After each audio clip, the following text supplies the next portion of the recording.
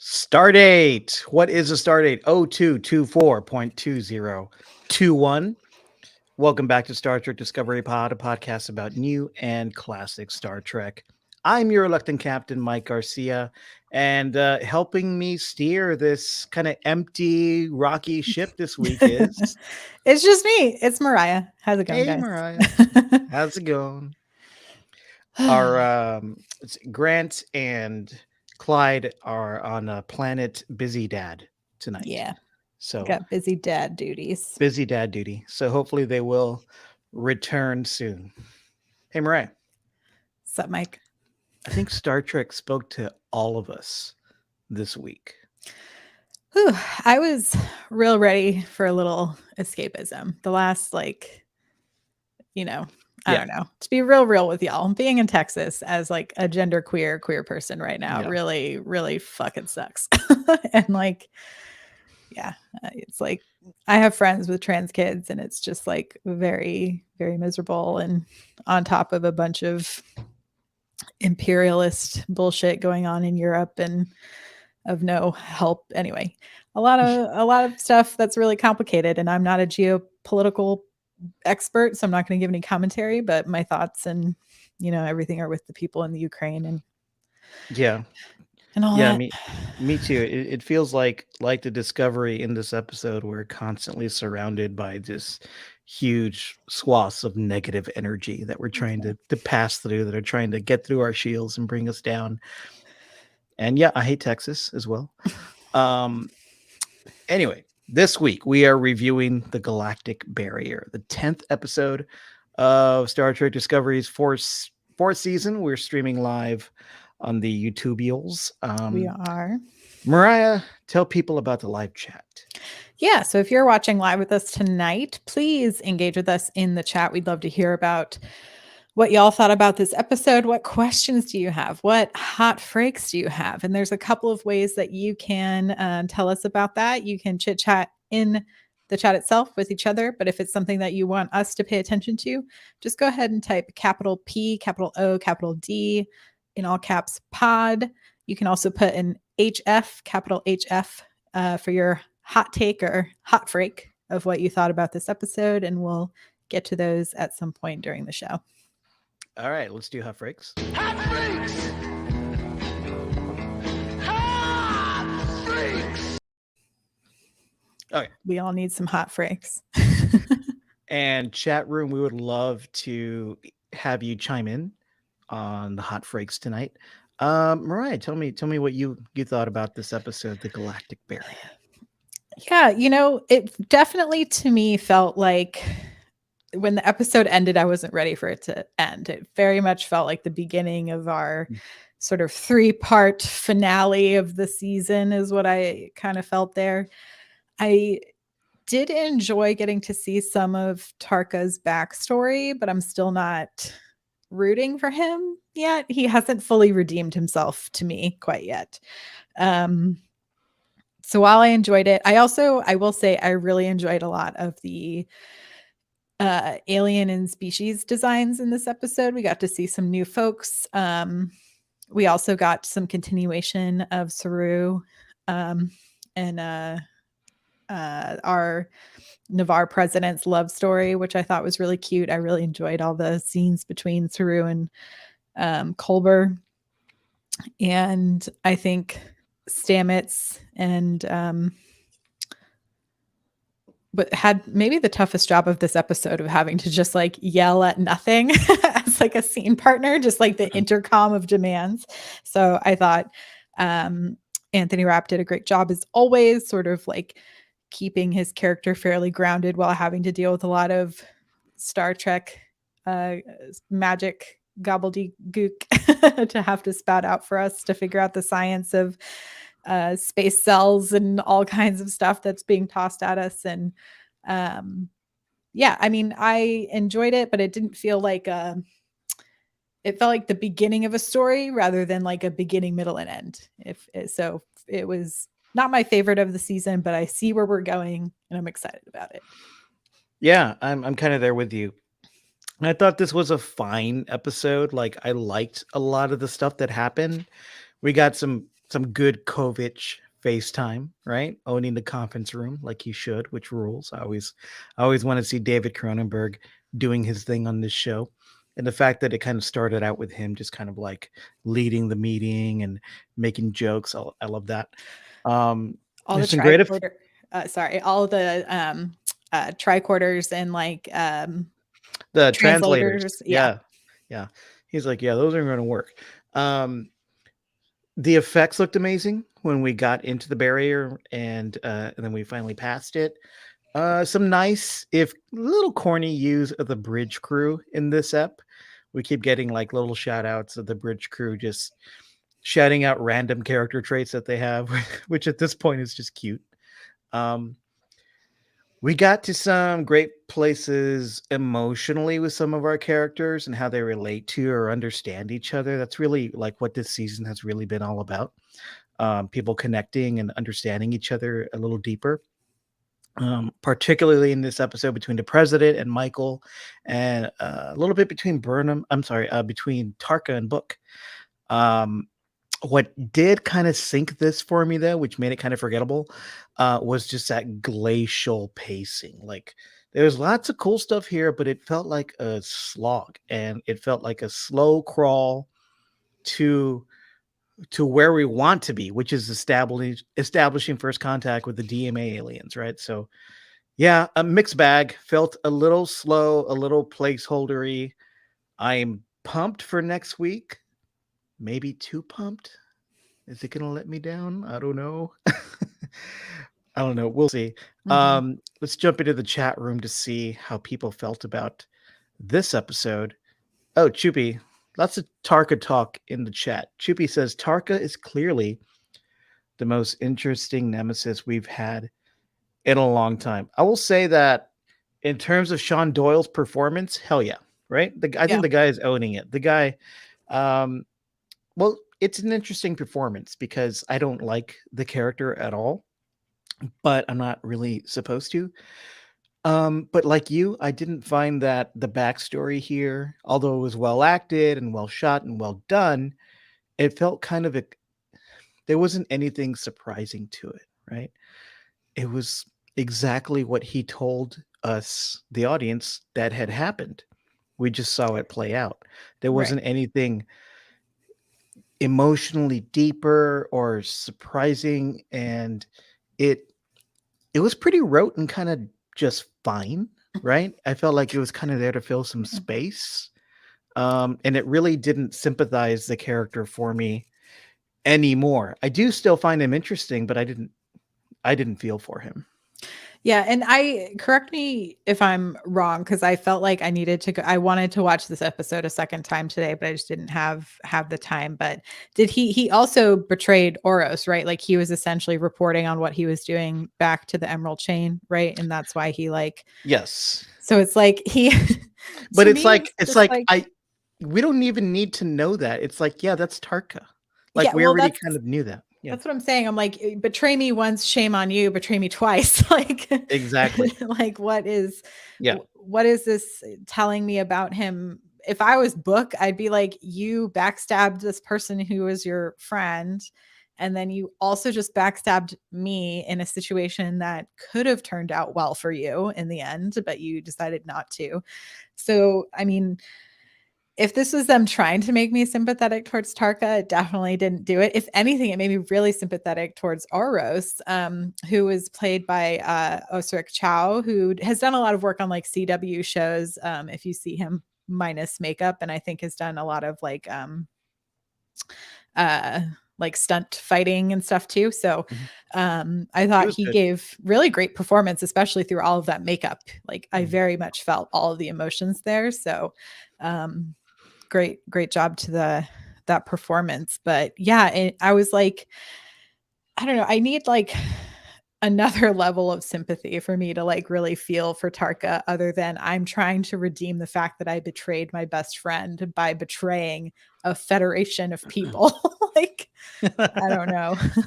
Yeah, it's like, hello. We knew everything about Tarka when we first met him, right? He's arrogant and he's not to be trusted, and he has his own agenda. And what did this backstory tell us? He's arrogant. He's not to be trusted, and he has his own agenda. Can he make a friend? Yes, but we also knew that because he told us that there is one person that I love, and but that didn't really, like, he does have a heart. I understand that. You got to drill way down to find it.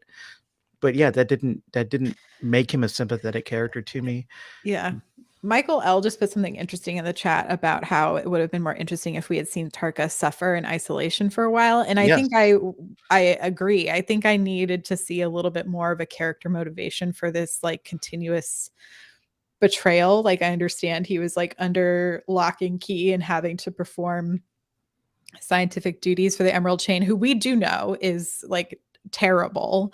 Right. But like I don't know, we've seen the Klingons do a lot of really terrible shit throughout this show. So like and I still managed to have a lot of sympathy for a lot of Klingon characters because I get to see like kind of the bigger picture, right? Mhm. I don't know.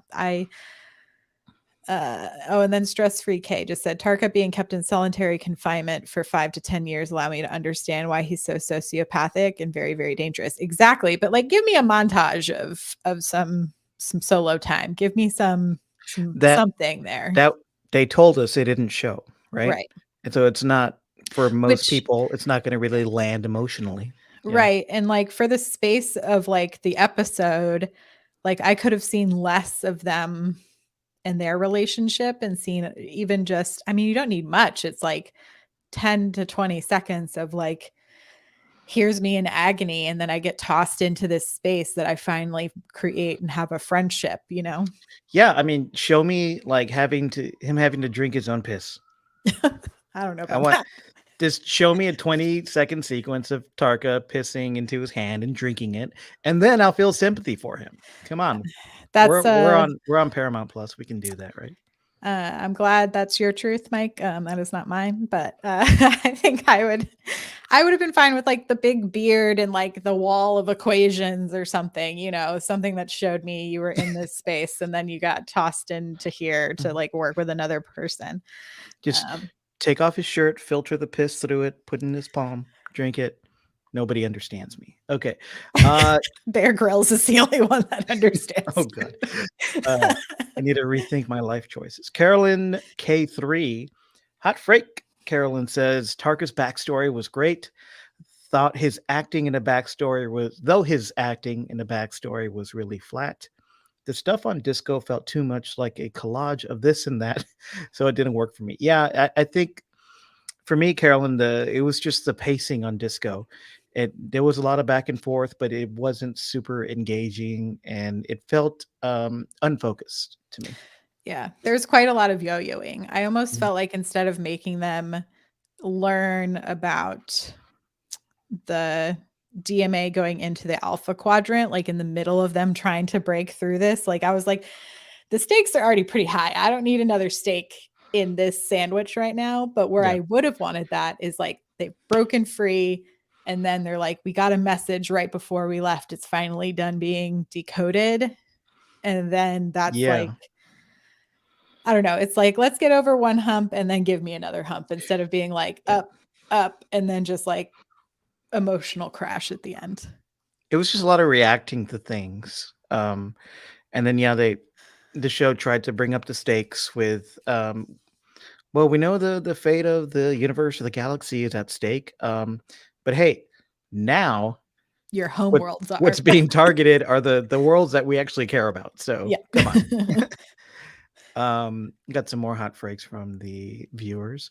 Takako, hot freak. I'm glad that whatever their individual flaws, the senior politicians and Starfleet admirals are competent and operate from a place of goodwill. I cared when Vance said Godspeed Discovery. Yeah, I feel that. I think we got I really did like the emotional resolution we came to with the president and with Michael Mhm. coming to a mutual respect for each other that has been building throughout the entire season. And then Michael being there as an emotional comfort and allowing the president to have the space to feel her human emotions in the face of this horrible threat, not just facing the entire galaxy, but specifically her family who is on Earth. And she seemed like she needed that space. But, you know, there's a lot. This episode made me realize there's a lot on President Tarina. Is Mhm. that her name? On the president's shoulders, especially when Vance said, "You can't go on this mission. What you represent," and what she represents is, she's like a bicultural person, right? And Mhm. some Oh, wait, basically, the Federation president? No, yeah, Tarina is the Navarre the president. Navarre president. Yeah, my bad. So the Federation president, yeah.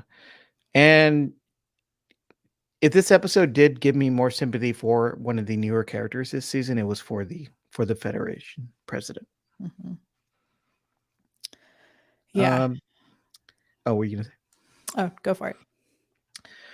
Puds 38, hot freight. Kovich low key ruled that meeting. Yes, he did. Between the joke, shade about the translators, and what I think was a Gilligan's Islands reference, it was. I was cracking up. However, it made me suspicious of him again. Yes, and that's what's great. Kovich is there. He has the answers. He has the sly jokes. He has the 1970s CBS TV sitcom references, but also he might be trying to fuck you over. You don't Yeah, know.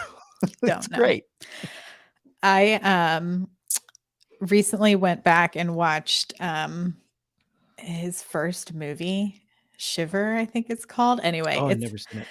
it's a really good first movie. There's so much done in camera and like I mean, I will say there's lots of things that are like not great about it as far as how the amount of women who have to be nude on screen, Sure. but you can see where Kronberg. Anyway, it was just like you saw the nuggets of everything that was going to come from his work from that movie, and it's on like YouTube for free. It's a fun watch. Have you seen this movie? I think it was late 90s, maybe early 2000s, Crash. Not the Crash that won the Oscars. Yeah, it's like the one where Not people like get no, off no, on not that crashes. one. Huh? No. No. Well, the one that won the Oscars was like this ham-fisted, story about race relations in LA. But Cronenberg's Crash was, yeah, it was about car crashes, and it was about people who get off Oh, on car yeah, I have crashes. seen that one. You I have haven't seen it, seen the yeah. other one. Oh, okay, okay, yeah. Well, the car crash one didn't win Oscars, but it was clearly the better movie. But of course, The Fly.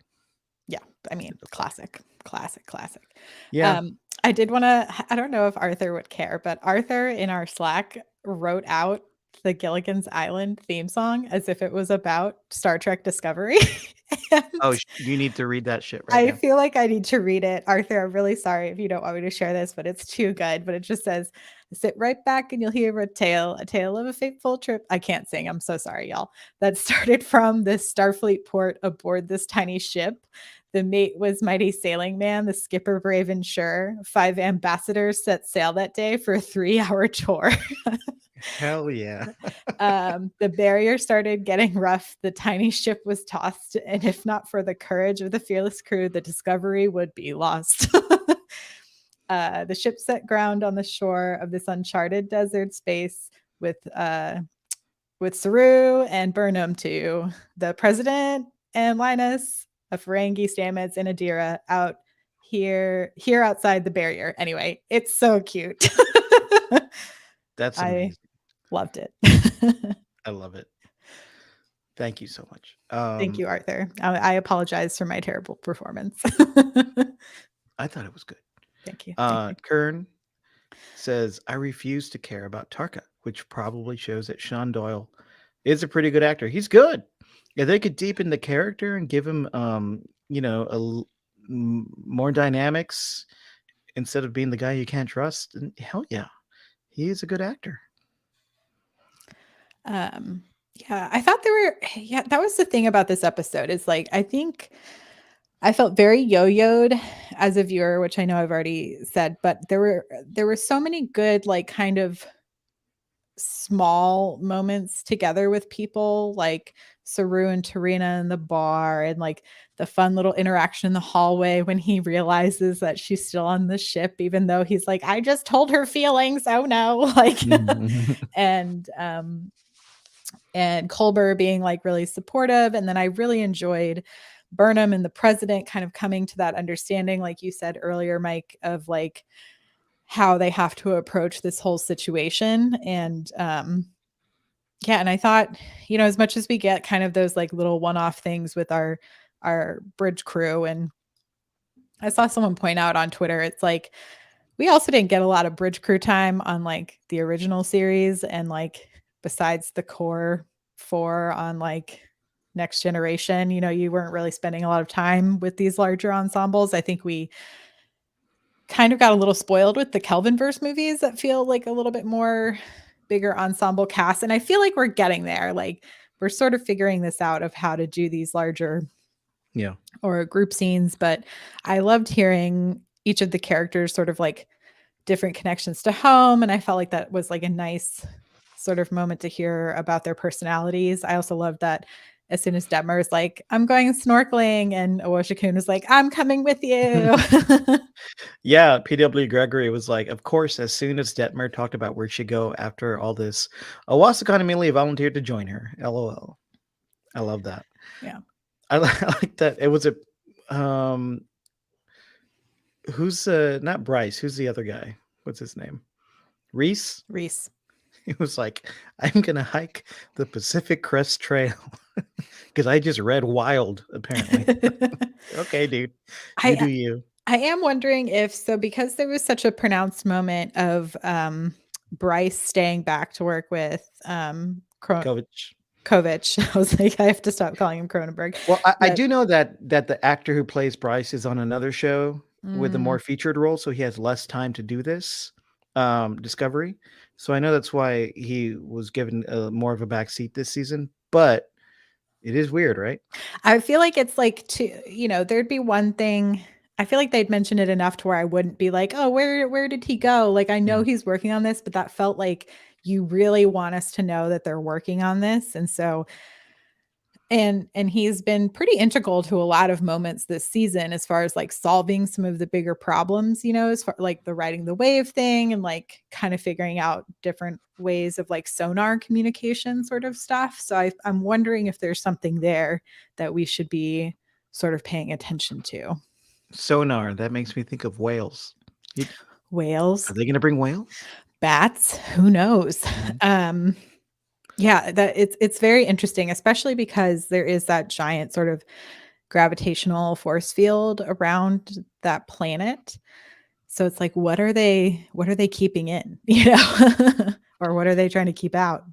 You think we'll finally meet 10C next episode? I don't know if we'll get it next episode. I feel like they're holding. Well, there's what 3 left, right? I think so. I think it's 3. 3 or 4, yeah. Man. Well, Rarzi says, Hot Freak, slow teasing us with 10C for 4 episodes now. Prepare to be let down. Oh no. I'm not that pessimistic about it, but I do feel that the show's kind of leading us there, right? And I do feel PTSD from what happened with the burn, and I didn't like that resolution, and we were led along and we're so invested in finding out what the burn was last season, and the idea wasn't bad, but the execution was not great. So I'm just hoping we get some sort of payoff that feels worth it. Of course, that's super subjective, but I don't know. What do you think would be a payoff that's worth it for you with the 10C? I mean, I was trying, so they did like a good little package on the Ready Room this episode about the other times we've crossed the Galactic Barrier in Trek history and what that's been like. And kind of the most times it happens is twice in the original series, where there is like an advanced species that essentially takes over the Enterprise. Of course, they just look like humans because it's the original series. I think they're glittery. There's something about them that's special. So I'm wondering if there's something possibly connected to the original series about that. Like, what if it's just a more advanced version of humanity, possibly? Or what if it is this, like, it could also be that place that Oros tried to get to? Like, what if that is where that exists? Is this like paradise planet, but behind the paradise is this terrible DMA to keep it functioning? Right. which it could be interesting and definitely territory for Trek commentary about how, things can look really beautiful to the people participating in it, but is secretly hurting other people. Mhm. I feel like that's a topic they like to delve into, but yeah, I don't know. I don't know. I've tried to put absolutely no expectation on it so that anything is a pleasant surprise. Yeah, I mean, my expectations aren't super high, but I am very curious. I think is that's where I'm at right now. I'm just super curious to see what these writers come up with, especially since the last couple seasons have also been kind of mystery box shows where there's a reveal towards the end of the season, um, and those reveals have not been super successful in my estimation. Mhm. Um, Rar also says, "Is Oros kind of the same as Soren trying to reach the Nexus in Generations?" Soren's Malcolm McDowell's character, who is trying to blow up a star and blow up a planet to get into the Nexus. So yeah, Star Trek has that's one of the examples where Star Trek has definitely covered the territory of um, the price of paradise is too high, right? Mhm. With Soren trying to get into paradise, but destroying worlds in order to do it. Um, and I thought it was done pretty well in that movie. I think Disco could do a lot with that theme. That could be pretty cool. Yeah. I know I've been like haven't put much thought into this, so this is a little like stream of consciousness, but if they've been trying to essentially use this problem as a bit of a metaphor for the pandemic, right? It's like this big problem that takes both individual action but then much larger action in order to kind of solve it. Like what could possibly kind of bring all of that together in retrospect to this? It's like, so far it has been like all of the planets have come together to figure out a way to solve this problem, and you saw that like just one individual can still like cause demise, right, with Tarka. So I don't know what that would mean if you were to try to discover or make contact with a whole other species, unless we're going to get really into it and be like, colonialism is real bad, and here's what happens when you visit other places and you bring all of your diseases there. And like somehow first contact destroys a whole civilization. It might happen. It feels like they're setting up something for next season. It feels Yeah. like we're going to have a huge plot beyond the Galactic Barrier that is going to kick off at the end of this season and explore lots of issues next season. Maybe we'll stay beyond our galaxy. Maybe, I mean, Discovery is famous for hitting the reset button in a number of ways Mhm. at the end of its seasons, right? We went to the future, we went to the Mirrorverse and back, and now we're past the barrier. Maybe we're gonna stay there next season. So it's a whole new world. Mhm. I'm not opposed to that. I think that'd be cool. I've also seen a lot of people talking about how there's the Picard comm badge was on the table, and I'm not Right. sure. I assumed after watching it that that was just another translator that they were sort of using in this like big array of them that they had, but I don't know if they're trying to make a more direct connection, in which case, based on the promos for Picard, has something to do with the Borg. But again, we've kind of said we don't think it's the Borg in this case, so. I don't know. I don't know. Carmen says maybe we will not meet 10C until next season. That's right off the bat. I'm like, okay, that would suck. But if the show gave us a good story and Yeah. in place of that's fine. But I don't know. I think we're gonna meet 10C. I would love for the story of meeting 10C and trying to figure out what first contact means with them to really kick off next episode. Um, what are the odds on that happening, Maria? The odds that we won't meet them till next That season? that we will meet them in next episode.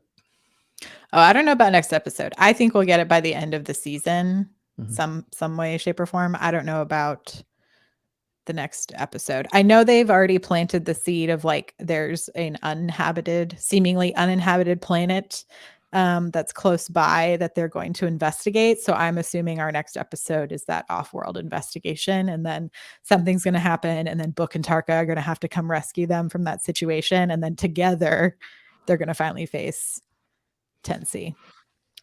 And then they'll lock Tarka up, and he'll have to piss in his hand You to stay hydrated. It's going to be great. I'm pretty sure they have replicators for that. No, he doesn't get a replicator. Puds38 actually says that Michelle Paradise, the showrunner, said that we will know who the Tensi is by the season's end. So yeah, It was us all along. What if it is? What if it's just like Discovery in the future? I don't know. We don't know. Yeah. That Calypso short still lingers in the back of my head at times because we know eventually what will happen there. But yep.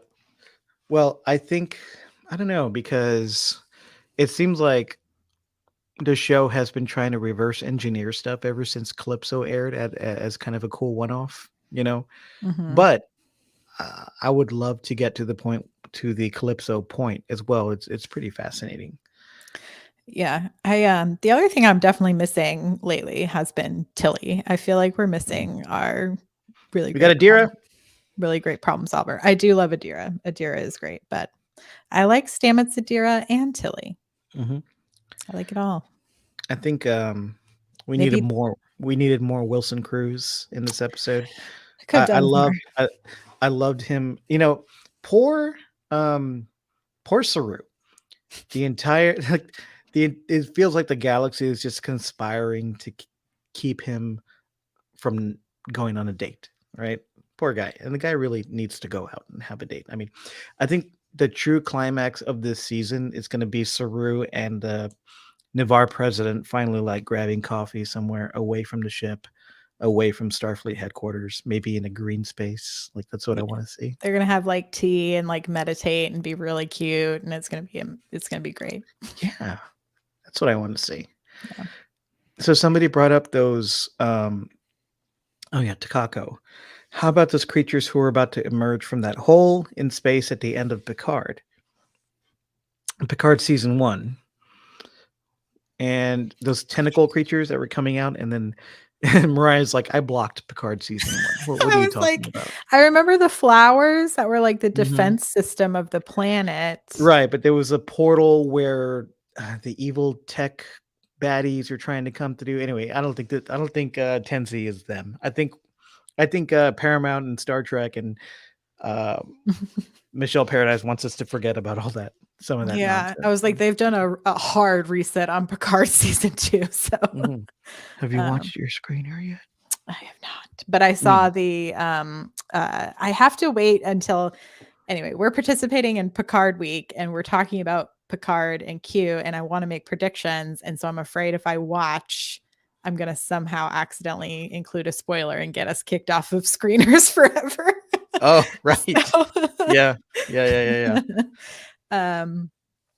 But yeah, but they did show a preview clip during the Ready Room today, and it definitely looks like the Borg Queen is back very early on. So Okay. I think that's going to be fun. All right. Yeah, people in the chat are saying the Picard promos in the Ready Room were pretty good. Mhm. And the show seems like it seems a little dark this season, Picard, but it seems like it's also going to have lots of fun. Yeah. They're definitely, I mean, they keep advertising it as like their prestige drama show. So I think it's definitely going to be on the darker side of our Trek crew and shows that we get here. We shall see. Yeah. What was I going to say? Oh, this week was Tawny Newsom's birthday. Oh, Gotta happy love birthday to Mariner. him. Yeah. Yeah. And I Anything feel else you like- want to say about this episode? There's only 2 of us, so we decided we're going back and forth. Like, should we do a show tonight? There's only 2 of us. There's usually 4 of us, but we're like, yeah, let's just do a show. Let's do a short one. But anything else you want to say about this episode? I don't think so. I enjoyed everyone's performances. I wish I wasn't as yo-yoed within the plot, but I can feel the momentum pushing us forward, and I'm excited about where we're going. So I feel like that's a decent enough place to leave me as a fan and a viewer. Chupi has a programming question. And so does Kern. Everybody's like, what the hell are you doing? How are you going to do both Picard and Disco? It's a great question. There's a plan for that, right? Yeah, we can come up with a plan for that. Yeah, it's either really long episodes where we talk Yeah. about one and then the other. I was like, the only other thing I thought we could propose, but I really love the live aspect, which would be to keep doing Disco live while it's going, and to do Picard as like a we record off live and put out. But I love interacting with everyone and seeing their reactions, so I feel like me too. I think there's only going to be 2 weeks of overlap. So maybe for those first 2 hopefully weeks. Oh, it might be 3 weeks. I think it starts next week. It starts next week, and there's Yeah. 3 episodes. That's right. Okay, well, how about this? Maybe tentative plan for the first 3 weeks. We'll just cover both on an hour-long show. Yeah. Yeah, and we'll just jump into one and jump into the other. But they're airing on different nights, right? Or are they not? I don't know. We could do a long pod. I think they're the same day. I think they We could come out do a the long same day. pod at the end of the week. Yeah. On Friday. That could be okay. Yeah. We'll figure it out. We'll put it. I was like, TBT. We're the ones who have the more flexible schedules. So I feel like us making this decision. No kids, baby. Living those no kid life. Yeah.